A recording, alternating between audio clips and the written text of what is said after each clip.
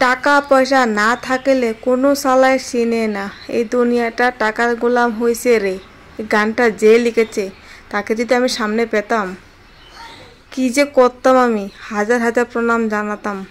শুধু এটাই জিজ্ঞাসা করতাম হলে যে আপনি কিভাবে কেন এই গানটা লিখেছেন, এত সত্য গান, এত বাস্তব গান কিভাবে তৈরি করলেন, কিভাবে লিখলেন, এটা কি আপনার সাথে হয়েছিল?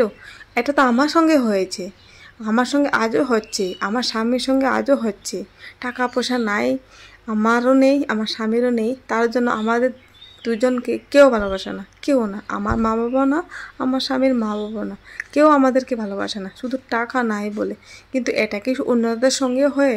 সত্যি এই গানটা শোনার পর আমি তো পুরো একদম হয়ে গেছি। এটা কি হলো? এটা তো আমার সঙ্গে যায়। এই গানটা কিভাবে তৈরি করলো? Thank you.